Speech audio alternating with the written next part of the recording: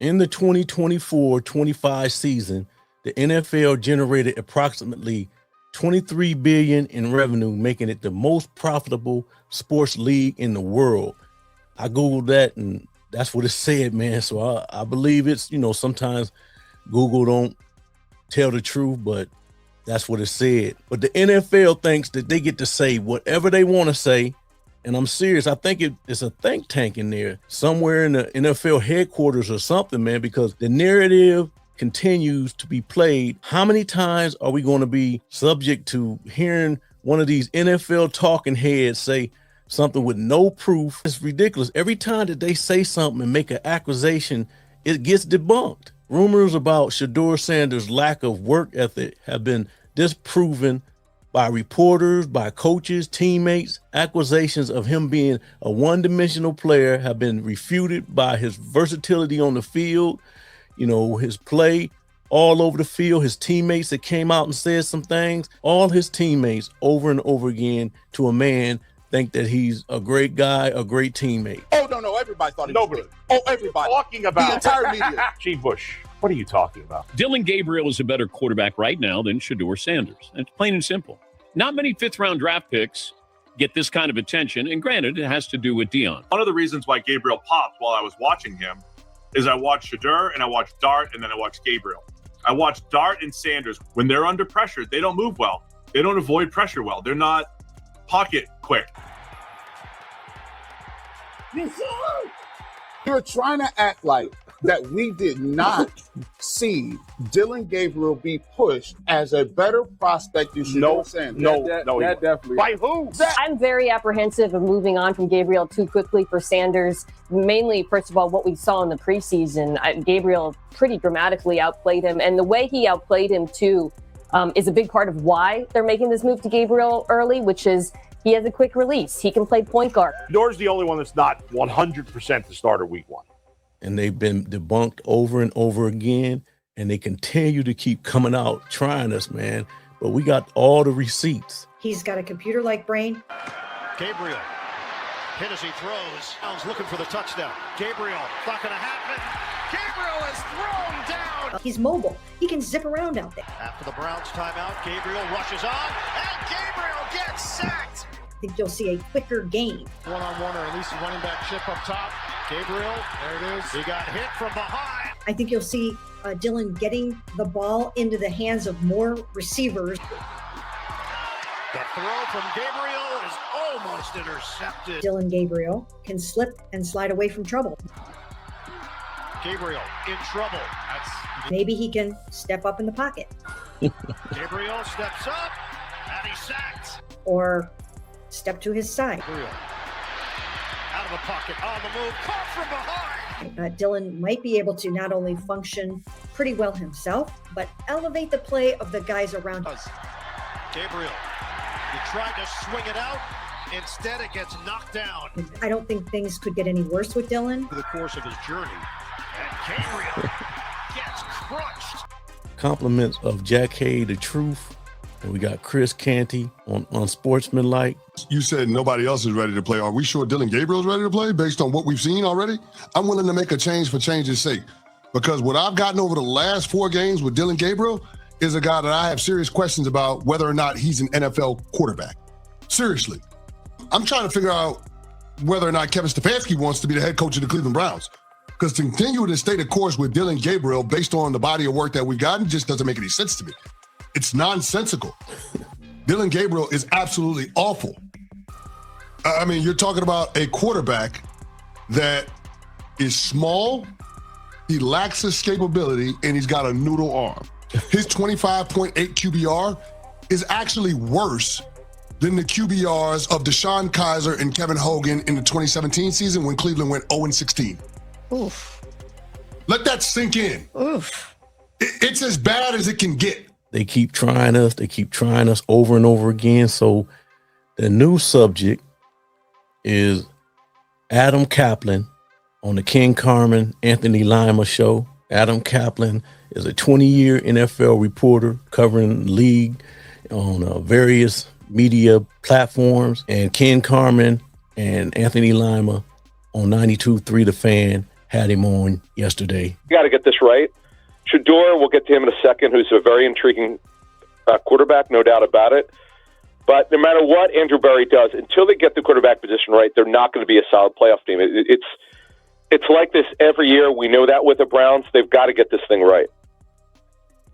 Do you believe that Shedeur has a chance to get this right, or are we just kicking the can down the road until 2027? All right, so here's the way that they think about it, based on my conversations with people around the Browns, and also coaches who know what's going on there. Look, there was this belief in coaching circles that if you want to work with the Browns, you've got to at least believe that Shedeur Sanders will be a factor in the quarterback position. Nobody's handing him the job, to be clear, but there was this belief that, look, there's talent with this guy. There's no doubt about it. As a matter of fact, I strongly believe, had there not been concerns with his character, he would not have gotten out of the third round. He's a drop back quarterback. He's not a runner. He could scramble. He's not concerned with the character. I don't understand what he's talking about, man. Concerned with his character issues. No proof. Let's see if he says anything. Not a runner. There's a lot of talent with this guy. The question is he committed to being it? Is he talented? Is he committed to being and developing his talent? That was the issue coming to the draft. That's why he dropped to the fifth round, which definitely was surprising. I'll admit it. I thought he'd go earlier. But based on the teams I spoke with who interviewed him, who talked to him before the draft, I mean, you could see why he dropped. Now, that was then. This is now. He's got a wonderful chance to be their quarterback of the future. I'm very interested to see what Andrew Berry does with all this draft capital. He set them up pretty well. As I mentioned, 3 picks in the top 39. They've got a 3, they've got a 4, 2 5s, a 6, and a 7. But quarterback, guys, is not the only position. They have very little depth on this football team. They haven't been very aggressive. Other than they're rebuilding their offensive line. Potentially, they're going to have 5 new starters. Certainly, going to have 4. The question is what they do with DeJuan Jones, who's spent 3 years on injury reserve. They got to figure out the left tackle position. But to move this forward here, guys, they've got a lot of questions. There's no question about it right now. There's a big mystery about where this roster's going.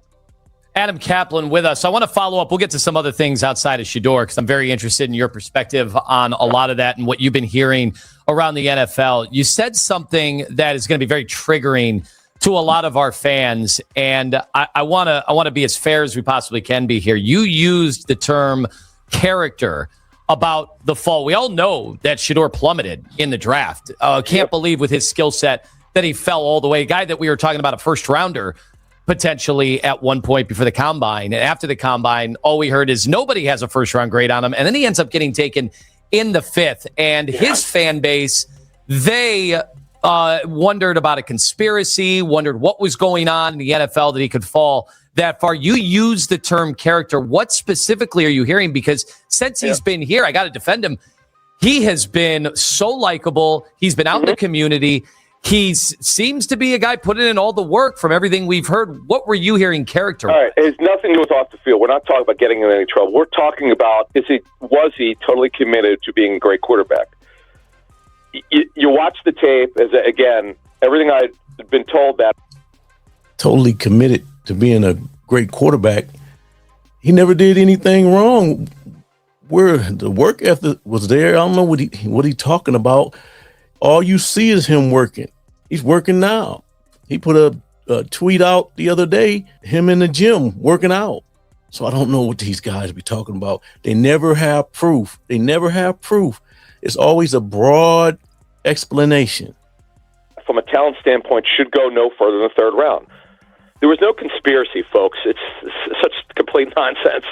For people who are plugged in, for people who talk, for folks who cover the league, or if you talk to coaches and front office executives, you heard stuff. Because I was kind of surprised. I mean, 5th round was ridiculous. But there was a sense that, is he committed to being a great player? Is he totally committed to doing it? And now, everything I'd heard last season was good around the coaching staff. They were happy with his progress. And I know Andrew Berry drafted him. He went to see him do well. And it's just a situation. Guys just don't drop because of happenstance. Like, it's not like 32 teams wake up. You know what, guys? Let's just not draft him in the first 4 rounds. It doesn't work that way. There's always a reason, no matter what the conspiracy theorists think. He never was specific. He never said any particular instance or what he did. He was always broad. It was always a broad explanation or answer. Every time these guys get called out, they get debunked, like the footage I played earlier of Mary Kay Cabot and Chris Canty. All that footage was debunked, receipts. You know, we got Rex Ryan not talking about Shedeur wasn't sitting in the front row. And we got pictures all over the place of Shedeur sitting in the front row. You know, it's ridiculous, man. I don't know what's going on with. To me, if I was just listening to it and was not doing a podcast where I was doing some content creating, I wouldn't even listen to these guys. They don't sound credible at all. Let me know in the comments, does he sound credible? Even when Anthony Lima asked him about the character issues, he said Shedeur wasn't totally committed to being a great quarterback. These guys listen to one another and just pass the information around to each other. It's unbelievable how much nonsense and rhetoric these NFL reporters and media people do, man. The hate is real. The hate is real. Let me know what you think. Do you believe a word of what he said? Let me know in the comments. Appreciate y'all. See you in the next video.